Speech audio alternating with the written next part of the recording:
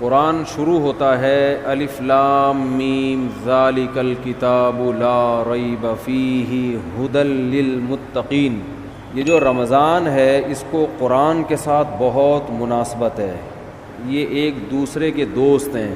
اسلام کے زندہ ہونے کی، اسلام کے برحق ہونے کی علامتوں میں سے ایک بہت بڑی علامت رمضان کا مہینہ ہے. کوئی بھی جھوٹی دعوت، کوئی بھی جھوٹا مذہب 1400 سال گزرنے کے بعد بھی اتنا زندہ اور اتنا ایکٹیو نہیں ہو سکتا جتنا اسلام ہے.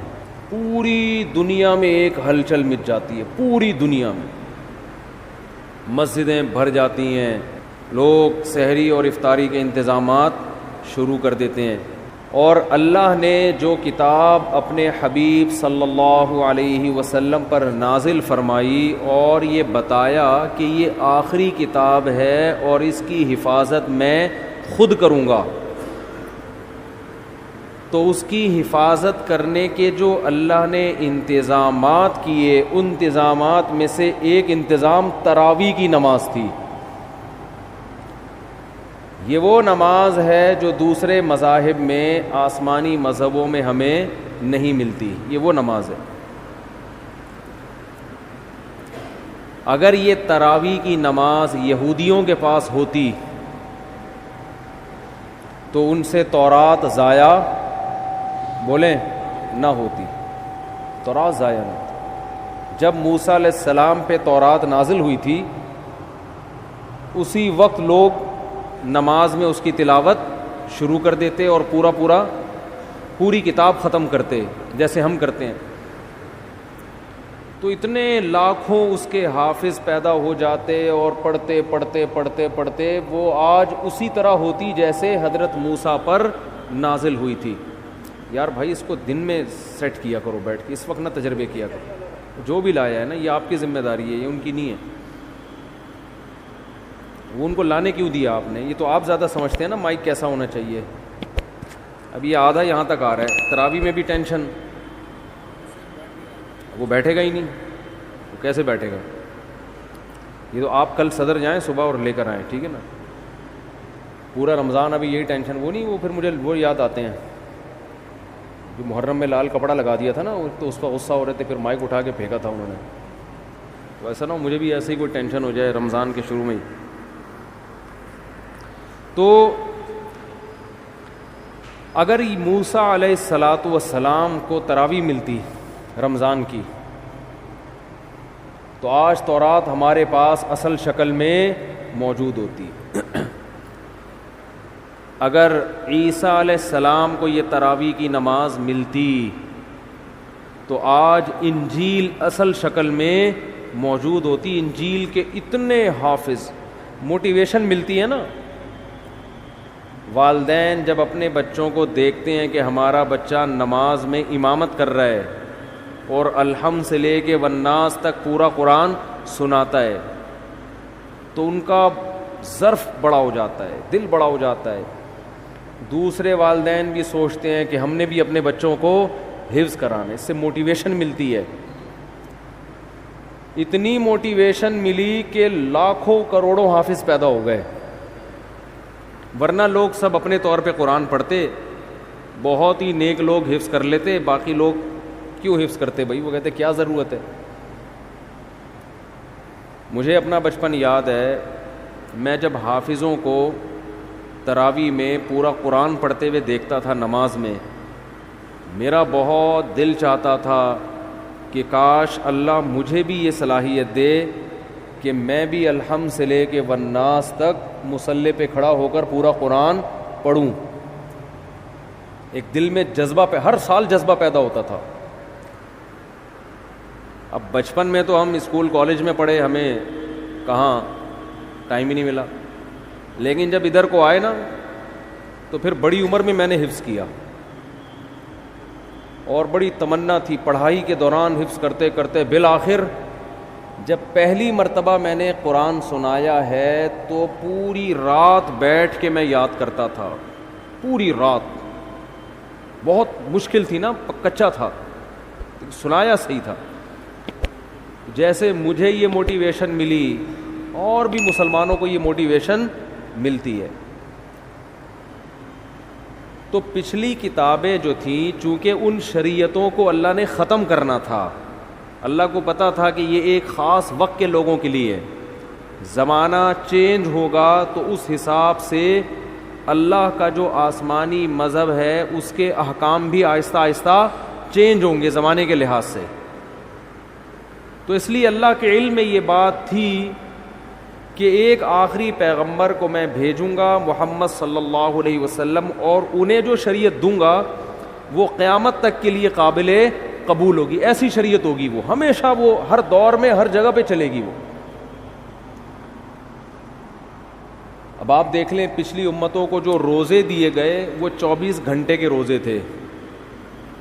آج اگر ہمیں 24 گھنٹے کے روزے مل جاتے, پہلے ہی مارکیٹ سے روزے دار شارٹ ہوتے جا رہے ہیں اور مارکیٹ سے شارٹ, اور بہت سے لوگ جو گرمیوں میں 24 گھنٹے کے روزے رکھتے وہ 26ویں روزے پہ آ کے دنیا سے ہی شارٹ ہو جاتے ہیں, کیونکہ پہلے جیسی قوتیں نہیں ہیں. گرمیوں کے روزے کہاں 24 گھنٹے رکھ سکتا ہے آدمی, تو روزے میں اعتدال پیدا کر دی اللہ نے.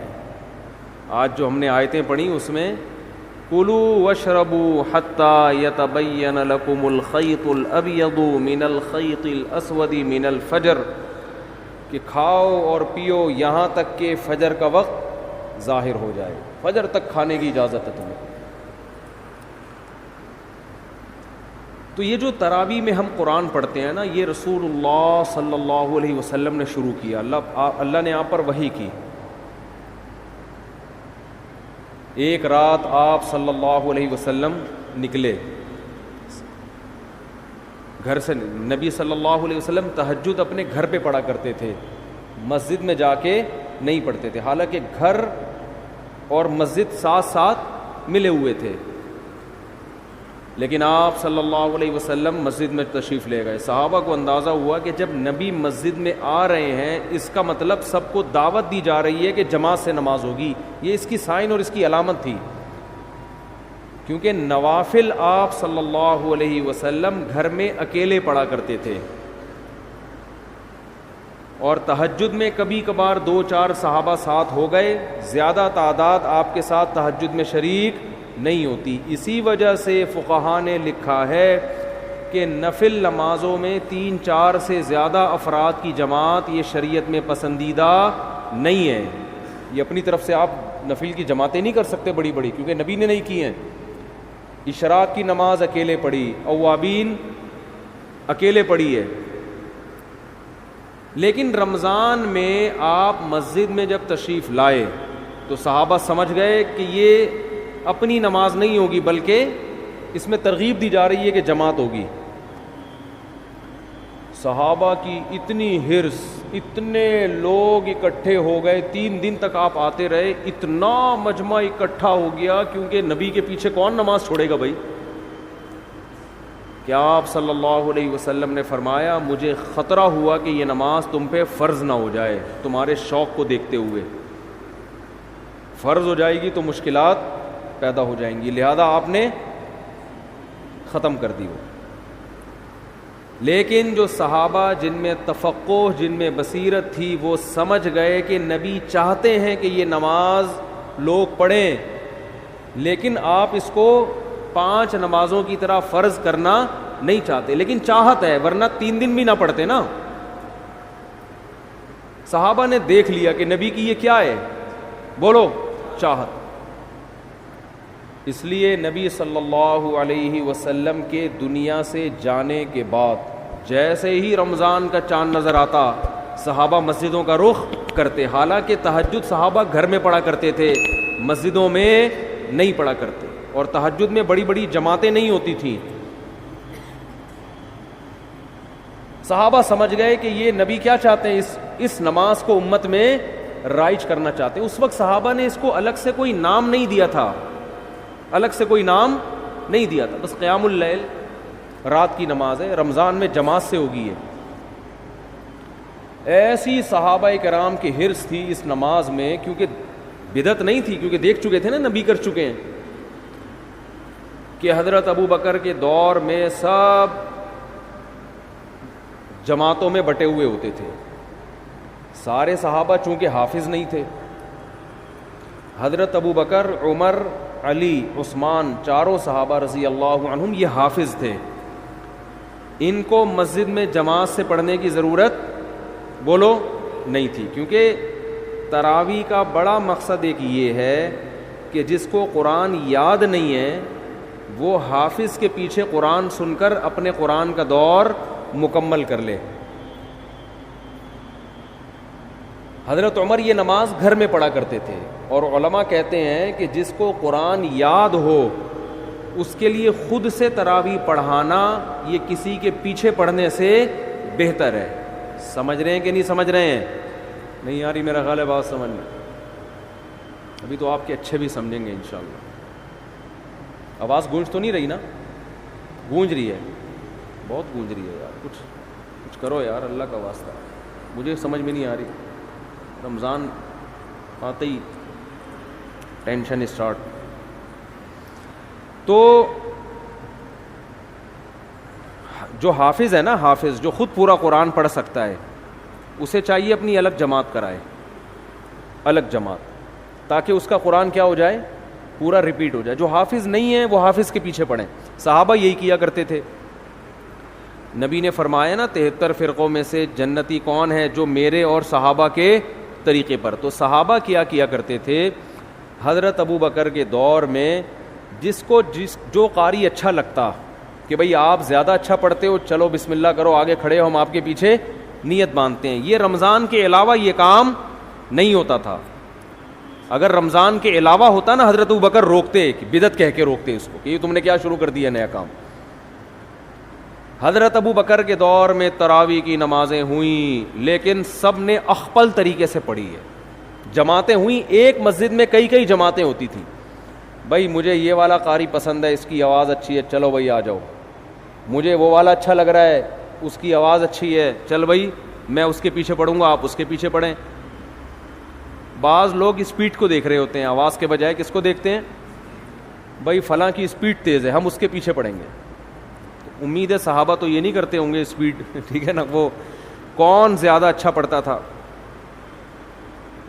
تو حضرت ابو بکر کے دور میں جتھوں کی شکل میں کئی جماعتیں مسجد میں ہو رہی ہیں. یہ رمضان کے علاوہ نہیں ہوتی تھی, ہوتی تو روکتے ان کو نا حضرت عمر کے, بھی کیا بدعت شروع کر دی ہے. لیکن حضرت ابو بکر نے ان کو روکا نہیں, کیونکہ جانتے تھے کہ نبی سے یہ ثابت ہے. حضرت عمر رضی اللہ تعالی عنہ کا دور آیا, آپ رمضان میں مسجد میں آئے رات کے وقت, دیکھا کوئی ادھر نماز پڑھ رہا ہے جماعت سے, کوئی ادھر پڑھ رہا ہے, کوئی ادھر پڑھ رہا ہے, ایک رونق مسجد میں. حضرت عمر نے فرمایا کہ یہ ایک امام کے پیچھے جمع ہو جائیں تو کتنا اچھا ہو. ہر آدمی اخپل طریقے سے کیوں پڑھ رہا ہے بھائی؟ مسجد میں کیا ہونا چاہیے بولو؟ ایک امام, ایک بڑی جماعت ہو نا, کیونکہ نبی صلی اللہ علیہ وسلم نے رمضان کی راتوں میں جو 3 دن تراویح پڑھی وہ مسجد کو ایک رونق دی ہے, اور وہ ایک امام تھے اور ان کے پیچھے سب نے نماز پڑھی ہے.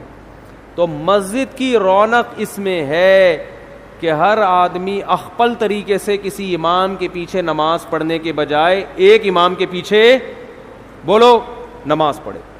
وہ دن اور آج کا دن مسجد حرام میں بھی اور مسجد نبوی میں بھی ایک ہی امام کے پیچھے تراویح ہوتی چلی آ رہی ہے. جتنی رکعتیں حضرت عمر نے حکم دیا تھا نا امام کو پڑھائے, نہ ان رکعتوں میں کمی بیشی ہوئی اور نہ اس طریقے میں کمی بیشی ہوئی جو طریقہ حضرت عمر نے شروع کیا تھا. اب اس میں علماء 2 حصوں میں بڑھ گئے. بعض علماء نے کہا کہ حضرت عمر رضی اللہ تعالی عنہ نے جو ایک امام کے پیچھے لوگوں کو جمع کیا تو اصل حکم یہ نہیں تھا, اصل یہ تھا کہ ہر آدمی اپنی الگ جماعت کرا سکتا ہے. لہذا ان علماء نے کہا, جیسے کہ بعض سعودی عرب کے علماء کی رائے ہے, کہ آج بھی تراویح میں مسجد میں 2 جماعتیں جائز ہیں. یہ بعض علماء کی رائے ہے کہ بھئی حضرت ابو بکر کے دور میں کتنی جماعتیں ہوتی تھیں؟ بہت سی جماعتیں ہوتی تھیں.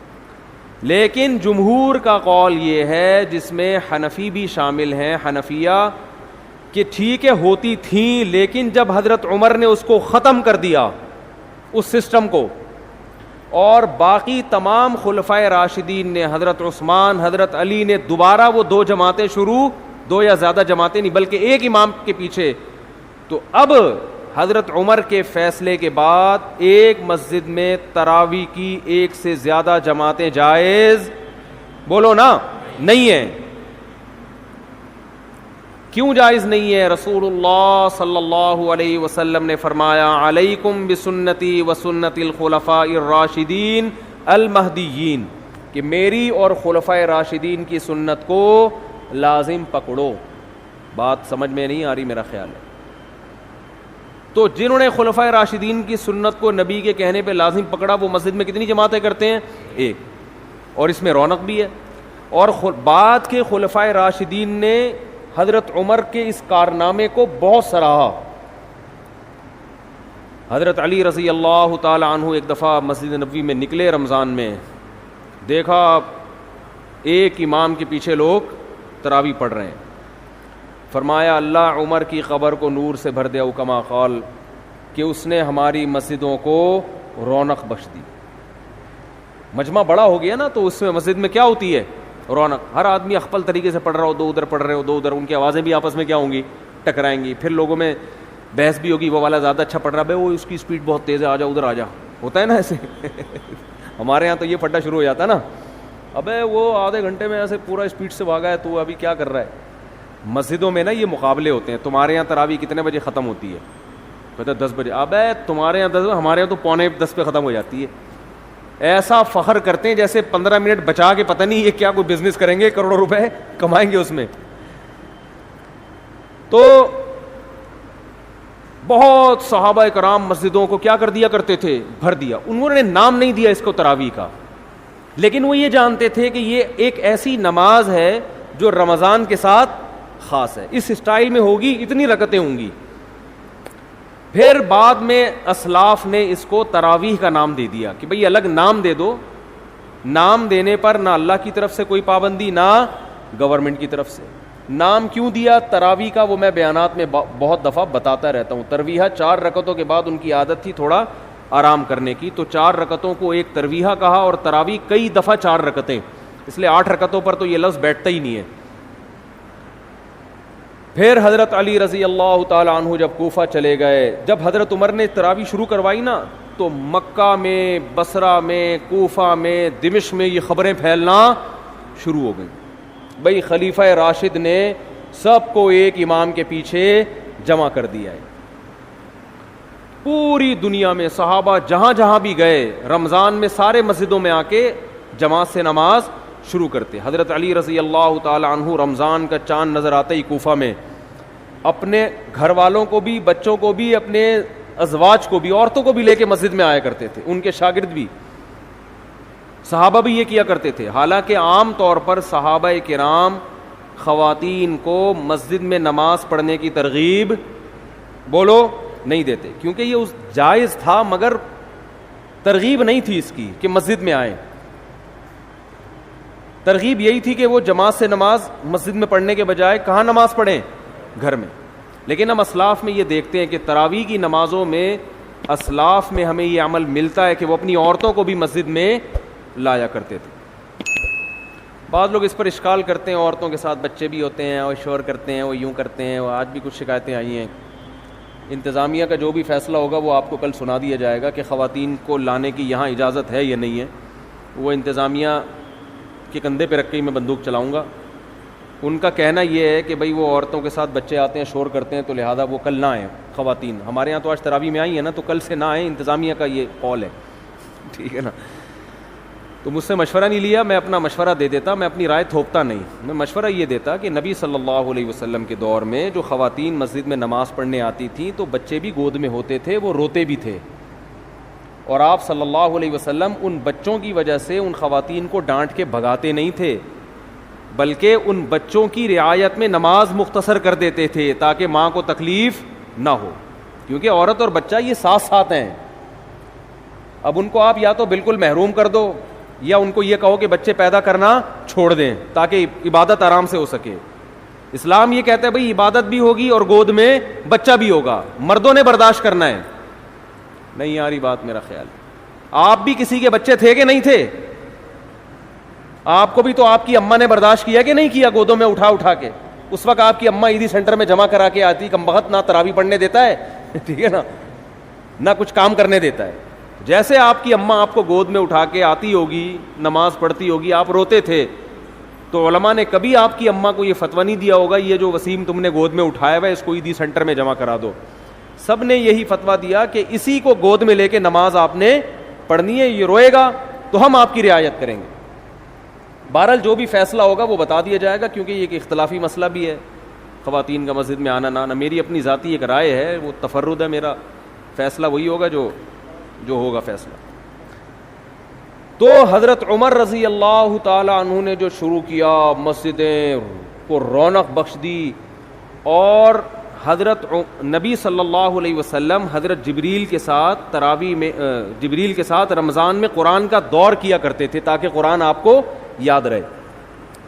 تو اس لیے علماء نے لکھا ہے کہ رمضان میں تراویح پڑھنا الگ سنت ہے, اور قرآن کا دور مکمل کرنا, بولیں, یہ الگ سنت ہے. یہ بھی اس کی اصل بھی نبی سے ثابت ہے, یہ بھی نبی سے ثابت ہے. اس کا نتیجہ کیا نکلا؟ الحمد سے لے کے والناس تک اتنے لاکھوں کروڑوں 1400 سال میں حافظ پیدا ہو گئے کہ قرآن کے ضائع ہونے کا امکان اسباب کی دنیا میں بھی ختم ہو گیا. اتنا پڑھا جا رہا ہے, اتنا پڑھا جا رہا ہے. آج دیکھو, کل بلکہ جیسے ہی چاند نظر آیا ہوگا, پوری دنیا میں مسجدیں آباد ہوئی کہ نہیں ہوئی, حرم میں, اور پوری دنیا میں قرآن پڑھنا